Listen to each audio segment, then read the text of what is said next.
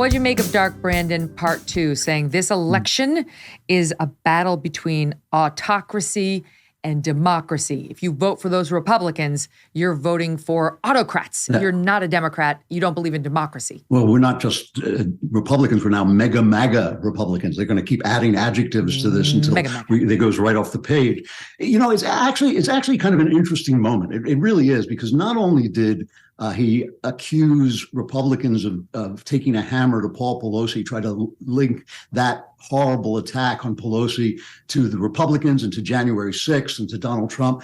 He basically says that Republicans will destroy democracy by winning an election. And what's fascinating about this to me is that the media before the speech basically endorsed the speech. After the speech, endorsed the speech, basically saying, yes, this is right. You know, this violence is coming distinctly out of the Republican camp. No violence from the Democrats, no 2020 riots, no, holding George Floyd up as a hero, none of that. Just January 6th is the only thing that ever happened. They're counting on this media dominance that they've had for so many years in an age when the internet is stripping that dominance away. And that's why you're also seeing at the same time this fight with Elon Musk to keep him from lifting the censorship rules that have silenced so many innocent conservative voices on Twitter. This is a fight about information. I mean, it's not just a fight about the election. Of course, it's a fight about the election. But what Biden is counting on is the old dominance that the left has had over our information systems and over our culture to uphold what is a lie. I mean, the idea that Republicans are somehow unique in denying the legitimacy of an election is ridiculous. Hillary Clinton denied the legitimacy of Trump's election. Adam Schiff did. They denied the legitimacy of George W. Bush's election. Stacey Abrams still thinks she's governor of Georgia, if not governor, emperor of her entire imagination. So they've called for violence. They've said there should be more violence in the street. Nancy Pelosi herself said there should be violence in the street. So they're really depending on their power to communicate this lie and to silence anybody who says, hey, you know what, if you look on YouTube, you can see Democrats doing the same things that some Republicans do. And I just don't think it's working. The polls show that it's not working. The polls are looking pretty good for the Republicans and a bad, very bad map for the midterms. And that means that we have reached a paradigm shift. We have reached a moment when, for all of our worries about information dominance, the right is fighting back and it's starting to win. Oh, that is fascinating. That's such an interesting take on it, that their whole plot is falling apart. The thing that always worked for them is not working. Because you're right, this January 6th thing is all they've got. They've been shoving that and abortion. That's all they've been shoving on us for months now, and it's not getting the job done. And so what does he decide to do? He decides to double down on one of those failed narratives. To me, it's interesting. First of all, a word on mega MAGA. I was thinking, is it like mega MAGA Trump? And then I'm like, what if they called me mega MAGA? I'd be Megyn mega MAGA. For like alliteration. Or maybe it'd be mega MAGA Megyn. I don't know. In any event. So he goes out there and he just doubles down on what's already not working. And to me, it reminded me of, we ran a clip up from MSNBC last week where they got together a Democrat and a Republican and an independent, and they were asking them about the threat to democracy. And these three were like, the January 6th thing, like, anyway, back to inflation.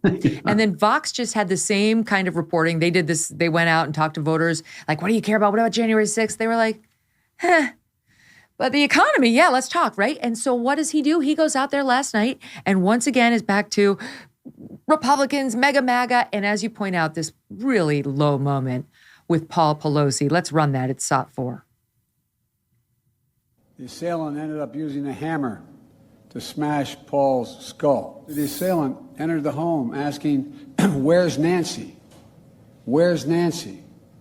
Those are the very same words used by the mob when they stormed the United States Capitol on January the 6th, when they broke windows, kicked in the doors, brutally attacked law enforcement, roamed the corridors, hunting for officials, and erected gallows to hang the former Vice President, Mike Pence.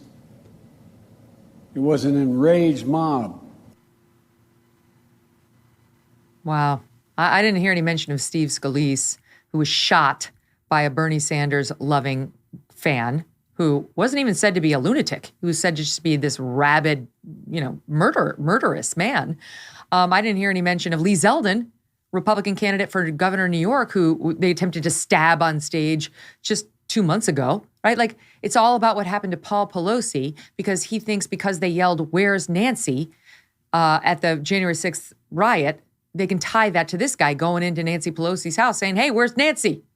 Okay. You know, there was a shooting outside Lee Zeldin's house, and the press asked Zeldin to come out and talk about it. So he came out, and the first question is, why are you politicizing this incident? And I think that it reminds me of the last scene of Singing in the Rain, where they pull back the curtain and you find out that the villainous woman actually has somebody dubbing her voice. That's the way the media has been all these years. It has been basically dubbing the voice of the Democrats, and it's gotten worse and worse as they've lost control of the narrative. The holidays, when our waists get bigger and our wallets get smaller. It's the season when most companies want you to spend all your money. But Good Ranchers wants to help you save in a season of spending. Beef prices are estimated to increase another 20% early in 2023, continuing the largest price spike on meat in recent U.S. history. Good Ranchers is letting you lock in your price on all the meat you buy this November when you subscribe during their Black Friday savings. With my code, Megyn, you can get their exclusive Black Friday offer of 2 free Black Angus New York strip steaks. You will inflation-proof your meat budget, get $70 of free USDA choice steaks, and save an additional $25 on every box when you subscribe. Thousands of 5-star reviews show why so many people are ditching the high prices and low quality of their grocery store for Good Ranchers instead. Treat yourself or someone you love to Good Ranchers' award-winning service and quality this holiday season. Remember to visit goodranchers.com/Megyn or just use that code Megyn when you check out to grab their best offer of the year. Black Angus is one of the premium breeds of cattle for high-quality beef, so don't have a normal Black Friday this year. Have yourself a Black Angus Friday with 2 free steaks from Good Ranchers.